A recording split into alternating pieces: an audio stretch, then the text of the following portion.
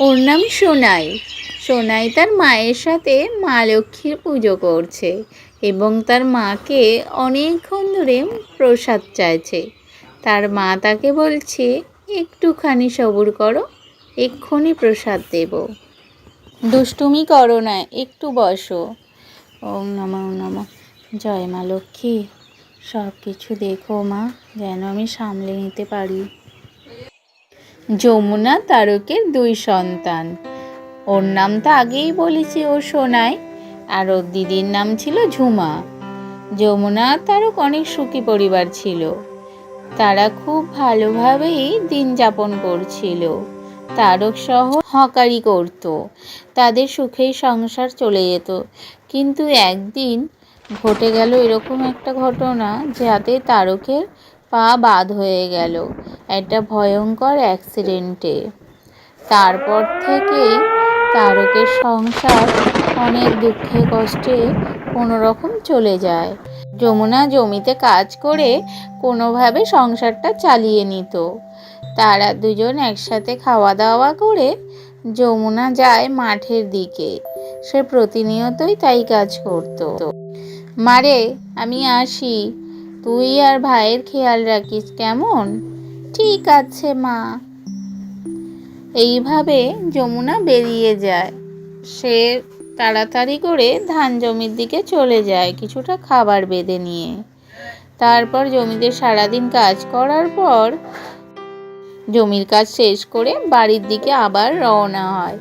এইভাবেই প্রতিনিয়ত তার জীবনযাপন হচ্ছিল এবং কোনো রকম তাদের সংসার চলে যাচ্ছিল। যমুনা মা লক্ষ্মীকে পুজো করতে করতে জানায়, হে মা, যেন দুবেলা দুমুঠো খেয়ে আমার সন্তানরা মানুষ হয়ে যায়, যেন ওদেরকে কোনো কষ্ট না ঘিরে ধরে। আমাকে শক্তি দিও মা, যেন আমাদের সংসারটা আমি কোনোভাবেই চালিয়ে নিই। এই বলার পর তারপর একদিন মুষলধারে বৃষ্টি শুরু হয়। এত বৃষ্টি ধারণার বাইরে। অনবরত বৃষ্টির সাথে বজ্রপাত হতেই থাকে, থামার আর নাম নেয় না।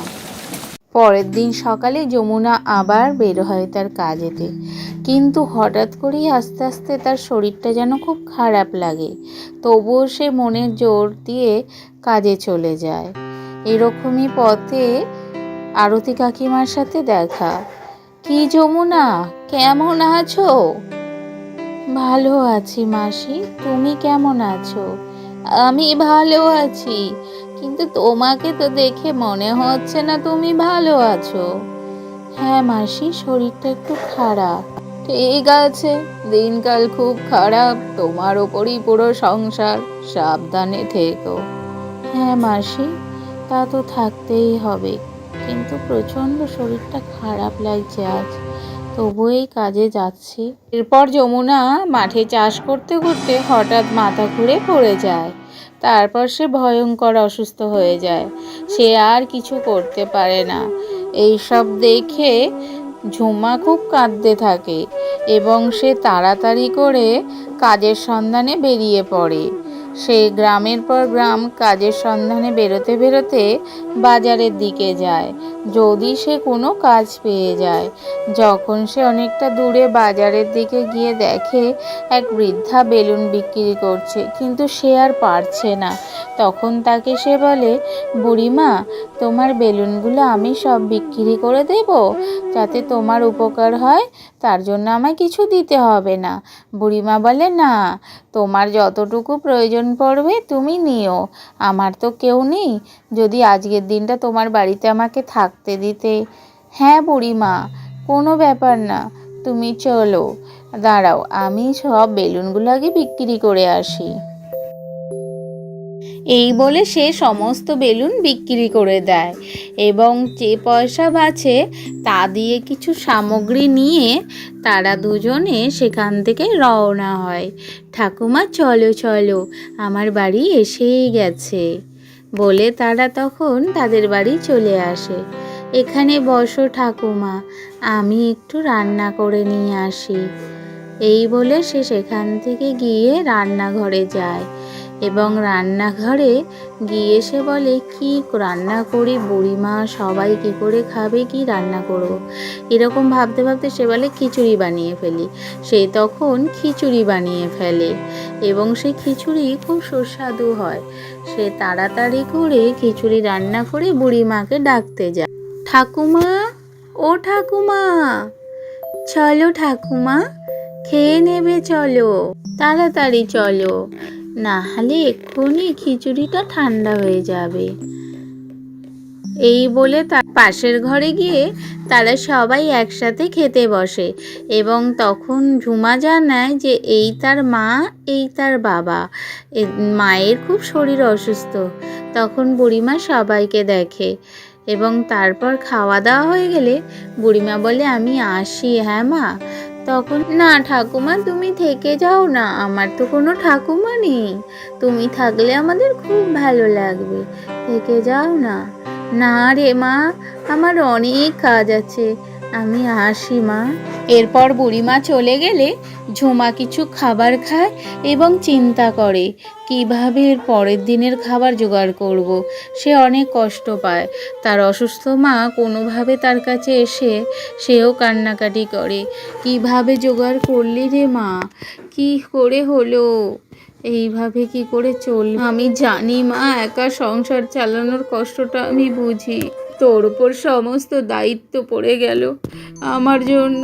আমরা এখন তোর ঘাড়ের বোঝা হয়ে গেলাম এই ছোট্ট বয়সে। হে মা লক্ষ্মী, তুমি দেখো।